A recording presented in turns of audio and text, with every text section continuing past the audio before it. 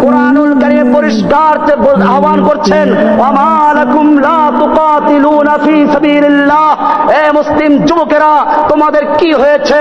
লা তুকাতিলুনা ফি সাবিলিল্লাহ, তোমরা আল্লাহর রাস্তায় লড়াই করছো না, যুদ্ধ করছো না। ওয়াল মুস্তাদআফিনা মিনার রিজালি ওয়ান নিসাই ওয়াল বিলদান, অথচ অসহায় বুড়া মানুষেরা, শিশুরা, নারীরা ফরিয়াদ করে বলছে, রব্বানা রব্বানা আখরিজনা মিন হাযিহিল ক্বরিয়াতিজ যালিমা আহলুহা, হে আমাদের রব, আমাদেরকে জালিম অধ্যুষিত জনপদ থেকে রক্ষা করো। ওয়াজআল লানা মিন লাদুনকা ওয়ালিয়া, আমাদের জন্য তুমি তোমার পক্ষ থেকে ওলি, নেতা পাঠাও। ওয়াজআল লানা মিন লাদুনকা নাসীরা, তুমি আমাদের জন্য তোমার পক্ষ থেকে সাহায্যকারী পাঠাও। ও আমার ভাইয়েরা, আল্লাহ তাআলা আহ্বান করছেন, কেন তোমরা লড়াই করছো না, যুদ্ধ করছো না? অথচ আফগানিস্তান থেকে, কাশ্মীর থেকে, আরাকান থেকে, ফিলিস্তিন থেকে, ইরাক থেকে, চতুর্দিক থেকে অসহায় শিশু, নারীরা ফরিয়াদ করছে, আল্লাহ আমাদেরকে বাঁচাবার জন্য, জালিমদের থেকে রক্ষা করার জন্য আমাদেরকে নেতা পাঠাও, আমাদেরকে সাহায্যকারী পাঠাও। সেই সাহায্যকারী হবে কারা? তোমাদের কি হতে হবে? ফির তুঝে একবার করনি হে জাহাঁ কি রাহবারি, উঠ খুদা কে নাম লেকর ফির আলম বরদার বান। ও আমার যুবকেরা, আবার তোমাকে সেই সালাহুদ্দিন আইয়ুবী, মুহাম্মদ বিন কাসেম, তারেক বিন জিয়াদের মতো আবার ময়দানে ঝাঁপিয়ে পড়তে হবে। আমাদের সামনে বাধা আসবে, সেই বাধাকে উপেক্ষা করে ময়দানে ঝাঁপিয়ে পড়তে হবে। আমাদেরকে কাফেরদের শক্তি যত বেশি হোক না কেন পরোয়া করা চলবে না। আল্লাহর নবীর সাহাবীদের কাছে খবর দেওয়া হলো, ইন্নান নাস কাদ জামাউ লাকুম ফাখশাউহুম, তোমাদের বিরুদ্ধে বিশাল সেনা সমাবেশ ঘটানো হয়েছে, অনেক বিশাল শত্রু সৈন্য জমা হয়েছে, খবরদার ভয় করো। সাহাবায়ে কেরাম ভয় করেছিলেন? আমাদের সামনেও যত বড় শক্তি থাকুক না কেন, আজকে আমেরিকার বিশাল শক্তি, হিন্দুদের বিশাল শক্তি কাশ্মীরি মুসলমানদের হত্যা করছে, আমরা কিছুই বলছি না। আমাদের ক্ষমতা কি? আল্লাহ তাআলা বলেছেন, কাম মিন ফিয়াতিন কালিলাতিন গলাবাত ফিয়াতান কাসীরাতাম বিইজনিল্লাহ, কত ক্ষুদ্র ক্ষুদ্র বাহিনী বিশাল বিশাল বাহিনীর বিরুদ্ধে বিজয় লাভ করেছে। কার হুকুমে? কার সাহায্যে? কারণ মুমিনদের মাওলা কে?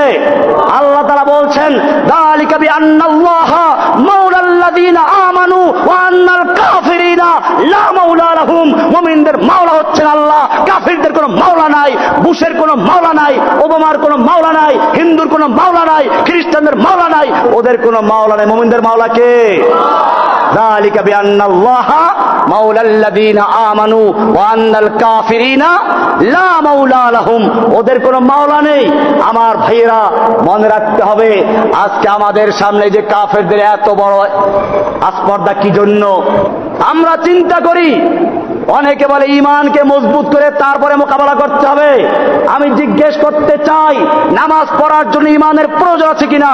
রোজা রাখার জন্য ঈমানের প্রয়োজন আছে কিনা?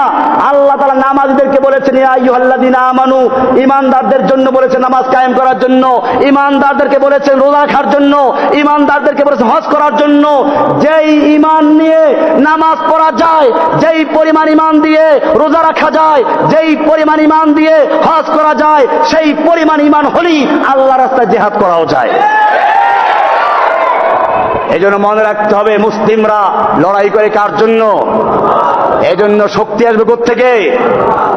আল্লাহর নবী যতগুলো যুদ্ধ করেছিলেন, সবগুলো যুদ্ধতে মুসলমানদের সৈন্য কাফেরদের চেয়ে বেশি ছিল না কম ছিল? কম ছিল। একটা যুদ্ধে খালি বেশি ছিল, হুনাইনের যুদ্ধে। সেই যুদ্ধে মুসলিমরা মার খেয়েছিল। কি হয়েছিল? প্রথম দিকে মার খেয়েছিল। আল্লাহ কোরআনে বলেছেন, ওয়ায়াউমা হুনাইনিন ইয আ'জাবাতকুম কাসরাতুকুম, তোমাদের সংখ্যাধিক্যতা যখন তোমাদের কাছে খুব অহংকারের কারণ হয়েছিল, তোমাদের কাছে খুব ভালো লেগেছিল, তখন আল্লাহ তাআলা তোমাদের সেইটা কোনো উপকার আসে নাই। প্রথমে মার খেলো, এরপরে যখন সংখ্যার গৌরব শেষ হয়ে গেল, ঈমান পুরো আল্লাহর দিকে চলে গেল, এবারে আল্লাহ নবী ডাক দিলেন, তাআলাউ ইবাদাল্লাহ, আল্লাহর বান্দারা আমার দিকে চলে আসো। আনান নবিয়্যুল্লাহ কাযিব আনা ইবনে আব্দুল মুত্তালিব, আমি সত্য নবী, মিথ্যা নবী নই। এবারে যখন নবীর কাছে চলে আসলো, সংখ্যার কোনো বড়াই নাই, অস্ত্রের বড়াই নাই, আল্লাহর নুসরতের বড়াই আছে। এবারে যুদ্ধ শুরু করলো, পরবর্তীতে সে যুদ্ধে বিজয় লাভ করেছেন। ঠিক কিনা?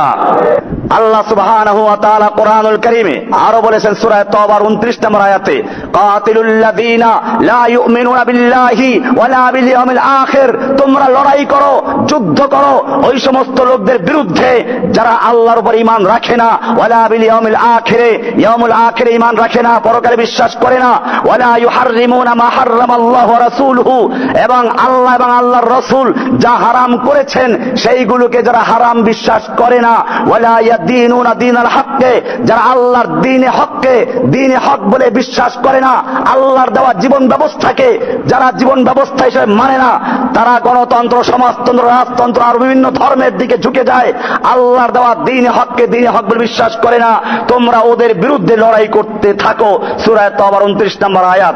এমনি ভাবে আল্লাহ সুবহানাহু ওয়া তাআলা কোরআনুল কারীমের সূরা হজের 39 নম্বরে বলছেন, উযিনাল্লাযীনা ইউকাতালুনা বিআন্নাহুম যুলিমু ওয়া ইন্নাল্লাহা আলা নাসরিহিম লাকাদির, নিশ্চয়ই যাদের বিরুদ্ধে লড়াই করা হচ্ছে, যাদের বাড়িঘর ভেঙে দেওয়া হচ্ছে, যাদের শিশুদেরকে হত্যা করা হচ্ছে, তাদের জন্য লড়াই করার অনুমতি দেওয়া হয়েছে, কারণ তাদের উপর অত্যাচার করা হয়েছে, জুলুম করা হয়েছে। আল্লাহ তাআলা তারপরে বলছেন, ওয়া ইন্নাল্লাহা আলা নাসরিহিম লাকাদির, নিশ্চয় আল্লাহ তাআলা তাদেরকে সাহায্য করার জন্য ক্ষমতা রাখেন, আল্লাহ তাআলা তাদের সাহায্য করবেন।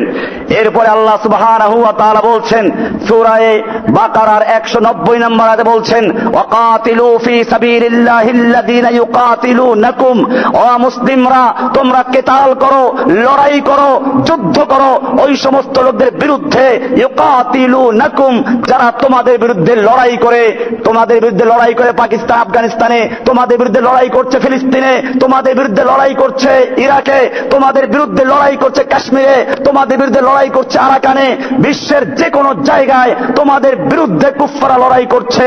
ওয়াকাতিলু ফি সাবিলিল্লাহি, তোমরা আল্লাহর রাস্তায় লড়াই করো, যুদ্ধ করো, আল্লাযীনা ইউকাতিলুনাকুম, যারা তোমাদের বিরুদ্ধে যুদ্ধ করছে তাদের সঙ্গে, ওয়ালা তাতাদু, আল্লাহ তাআলা যুদ্ধের হুকুম দিয়ে আবার এই কথা বলছেন, ওয়ালা তাতাদু, খবরদার তোমরা সীমা লঙ্ঘন করো না, ওদের শিশুদেরকে হত্যা করবে না, ওদের নারীদেরকে, অসহায় লোকদেরকে হত্যা করবে না, বুড়া মানুষদেরকে হত্যা করবে না। এই জন্য ইসলাম এই যুদ্ধের ক্ষেত্রেও নীতিমালা নির্ধারণ করে দিয়েছে। সুতরাং কোন মুসলমানরা এই কাজগুলো করে না। বোঝা গেল মুসলমানদের নাম দিয়ে এই কাফের গোষ্ঠী, ইহুদি গোষ্ঠী মুসলমানদের নাম দিয়ে ওরা শিশুদের উপর আক্রমণ করে, বাচ্চাদের উপর আক্রমণ করে, নারীদেরকে হত্যা করে, এরপরে আবার নাম দেয় মুসলমানদের নাম। এজন্য মুসলিমদেরকে সাবধান হতে হবে। আল্লাহ সুবহানাহু ওয়া তাআলা এখানে বলে দিয়েছেন, ওয়ালা তাতাদু, সুতরাং কোন মুসলিম এরকম কাজ করতে পারে না।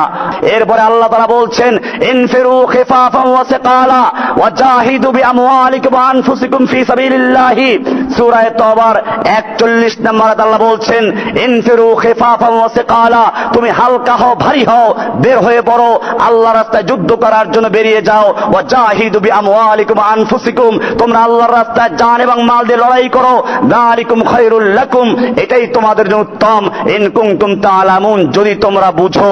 এখানে বলা হয়েছে ইনফিরু খিফাফান ওয়া সিকালা, খিফাফান হালকা হও, সিকালান ভারী হও। খিফাফান তুমি যুবক হও, সিকালান তুমি বুড়া হও। খিফাফান অস্ত্র থাকুক, সিকালান অস্ত্র না থাকুক, তুমি যে অবস্থায় থাকো, তোমার সৈন্য কম থাকুক, ওদের সৈন্য বেশি থাকুক, যে অবস্থায় তুমি থাকো, ইনফিরু খিফাফান ওয়া সিকালা, আল্লাহর রাস্তায় তোমরা বেরিয়ে পড়ো, হালকা হও, ভারী হও, সর্বাবস্থায় আল্লাহর রাস্তায় লড়াই করার জন্য বের হয়ে পড়ো। ভাইরা আমার, এরপরে আল্লাহ তাআলা বলছেন, আমাদেরকে ধিক্কার দিচ্ছেন, ইয়া আইয়ুহাল্লাযীনা আমানু মা লাকুম ইযা ক্বিলা লাকুম ইনফিরু ফি সাবিলিল্লাহি ইসতাকালতুম ইলাল আরদে, হে ঈমানদারগণ তোমাদের কি হয়েছে, তোমাদেরকে যখন বলা হয় আল্লাহর রাস্তায় যুদ্ধ করার জন্য বের হও, ইসতাকালতুম ইলাল আরদে, তোমরা জমিনের সাথে একেবারে জড়িয়ে ধরো, আঁকড়ে ধরো, উপর হয়ে জমিনকে ভালো করে ধরো, যেন কেউ টেনে হেঁচড়েও যুদ্ধের ময়দানে নিতে না পারে। ইসতাকালতুম ইলাল আরদে আরাদিতুম বিল হায়াতিদ দুনিয়া মিনাল আখিরাতে, তোমরা কি আখিরাতের পরিবর্তে দুনিয়ার জীবনটা নিয়ে সন্তুষ্ট হয়ে গেলে? ফামা মাতাউল হায়াতিদ দুনিয়া ফিল আখিরাতি ইল্লা কালিল, জেনে রাখো আখিরাতের তুলনায় দুনিয়ার জীবন সামান্য কিছু ছাড়া কিছুই নয়। এরপরে আল্লাহ বলছেন, ইল্লা তানফিরু, জেনে রাখো তোমরা যদি আল্লাহর রাস্তায় যুদ্ধ করতে বের না হও, লড়াই না করো, ইউআযিবকুম আযাবান আলীমা, আল্লাহ তোমাদেরকে কষ্ট কষ্টদায়ক মর্মন্তুদ শাস্তি দিয়ে দুনিয়াতে বিদায় করবেন। এরপরে ওয়াস্তাবদিল কওমান গায়রাকুম, আল্লাহ তোমাদের পরিবর্তে অন্য আরেকটা জাতিকে সৃষ্টি করবেন, অন্য জাতিকে ইসলাম গ্রহণ করাবেন, তাদেরকে তোমাদের স্থলাভিষিক্ত করবেন। এরপরে জেনে রাখো ওয়ালা তাদুররুহু শাইআ, তোমরা আল্লাহর কোনো ক্ষতি করতে পারবে না। আল্লাহু আলা কুল্লি শাইইন কাদির, আল্লাহ তাআলা সবকিছু করার ক্ষমতা রাখেন। কাজে তোমরা যদি জিহাদকে ভুলে যাও, তোমরা যদি নিজের সন্তান স্ত্রীদেরকে বসে আরাম করতে থাকো, আল্লাহর দ্বীন যদি ভুলুণ্ঠিত হয়ে যায়, আল্লাহর দ্বীন যদি ধ্বংস করা হয়, তাহলে জেনে রাখো আল্লাহ তোমাদেরকে ধ্বংস করে তোমাদের পরিবর্তে অন্য জাতি সৃষ্টি করবেন এবং তাদেরকে আল্লাহ তাআলা দ্বীনের জন্য জিহাদ করার তৌফিক দিবেন।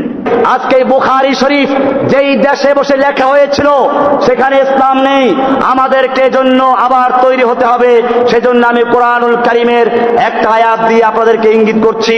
আল্লাহ তাআলা বলছেন, ইয়া আইয়ুহাল্লাযীনা আমানু, হে ঈমানদারগণ, মাইয়ারতাদ্দা মিনকুম আন দীনিহি, তোমাদের মধ্য থেকে যে কেউ মুরতাদ হয়ে যায়, তোমরা যদি দ্বীনকে ছেড়ে দাও তাতে আল্লাহর কিছু আসে যায় না। জেনে রাখো ফাসাউফা ইয়াতিল্লাহু বিকওম, আল্লাহ তাআলা অচিরেই এমন এক জাতি সৃষ্টি করবেন, তোমাদেরকে ধ্বংস করে দিয়ে, তোমাদেরকে গজব দিয়ে, তোমাদেরকে শেষ করে দিয়ে এমন এক জাতি তৈরি করবেন। ইয়াতিল্লাহু বিকওম ইউহিব্বুহুম ওয়া ইউহিব্বুনাহু, যাদেরকে আল্লাহ নিজে ভালোবাসবেন আর তারাও আল্লাহকে ভালোবাসবে। আজিল্লাতিন আলাল মুমিনিন, যারা মুমিনদের প্রতি হবে বিনয়ী। আইজ্জাতিন আলাল কাফিরিন, কাফেরদের প্রতি কঠোর। ইউজাহিদুনা ফি সাবিলিল্লাহ, এমন লোকদেরকে তৈরি করবেন যারা আল্লাহর রাস্তায় লড়াই করবে। ওয়ালা ইয়াখাফুনা লাওমাতা লাইম, তারা কোনো তিরস্কারকারী, কোন নিন্দুকের নিন্দা, কে নিন্দা করলো, কে সন্ত্রাসী বললো, কে জঙ্গিবাদী বললো, তার পরোয়া করবে না। তারা আল্লাহর রাস্তায় লড়াই চালিয়ে যাবে। আমার ভাইয়েরা, আল্লাহ সুবহানাহু ওয়া তাআলা আমাদেরকে আহ্বান করেছেন, আমরা সে আহ্বানের সাড়া দিতে তৈরি আছি ইনশাআল্লাহ। আমাদের মনে রাখতে হবে, এই জমিনে আবার যদি আমরা সোচ্চার হতে পারি, 3 লক্ষ মসজিদ রয়েছে, যেখানে হাজার হাজার লক্ষ লক্ষ মাদ্রাসা রয়েছে, এই সব আলেমরা, সব ইমামরা যদি একটা দাবি নিয়ে আমরা মাঠে নামতে পারি, এই দেশ মুসলিমদের দেশ, এখানে কোরআনের বিধান চলবে, রাসূলের সুন্নাত থাকবে, এই দেশে মূর্তি থাকবে না, মাজার থাকবে না, এই দেশের রাস্তার মোড়ে মোড়ে, স্কুলের মোড়ে মোড়ে মূর্তি চলতে পারে না, তাহলে দূর করা সম্ভব কিনা? আল্লাহ সুবহানাহু ওয়া তাআলা আমাদের সকলকে বিষয়গুলোকে বুঝার এবং আমল করার তৌফিক দান করুন। আসসালামু আলাইকুম ওয়া রাহমাতুল্লাহি ওয়া বারাকাতুহু।